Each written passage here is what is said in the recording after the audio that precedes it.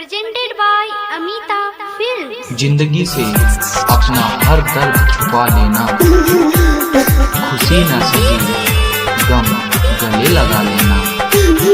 कोई अगर कहे मोहब्बत आसान है तो उसे मेरा टूटा हुआ दिल दिखा देना। म्यूजिक डायरेक्टर तारकेश्वर राज। कहीं बेवफाई की कहीं हर जाई, कहीं बेवफाई की कहीं हर जाई। प्यार करके हमारा दिहलू भुलाई, अखिया में हमारा तू आंसू सजाई, अखिया में हमारा हो आंसू सजाई।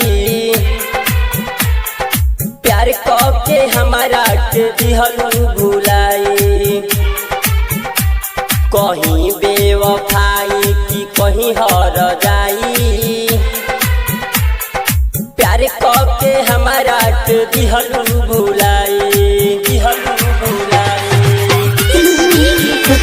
वो तो अपना दर्द रो रो कर सुनाते रहे, हमारी तन्हाइयों से भी आँख चुराते रहे। हमें ही मिल गया खिताब है बेवफा, क्योंकि हम हर दर्द मुस्कुराकर छुपाते रहे। Super digital recording studio Motihari. जन्मो जन्म के कसम तोड़ी दिहलू,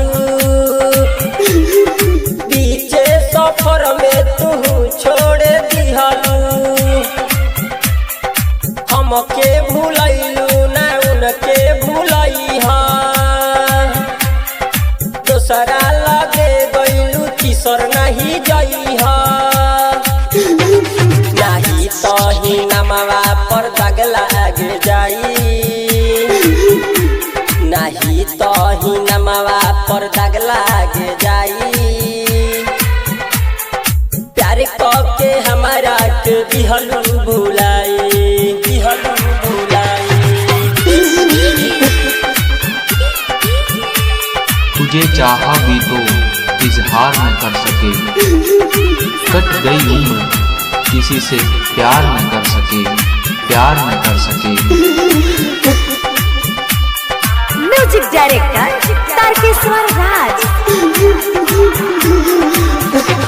हम सोचले न रहनी तू ऐसन हो जाइबू, हमारा के पागल दीवाना बनैबू। कहे सरवन न करी हा भरोसा, प्यार में अक्सर मिलेला हो धोखा। और उनके दियते तू दिहलू मुआई, तारकेश्वर के दियते दिहलू मुआई। प्यार करके हमारा के दिहलू भुलाई, कहीं बेवफाई की कहीं हर जाई। प्यार करके हमारा के दिहलू भुलाई, दिहलू भुलाई। Super digital recording studio Motihari.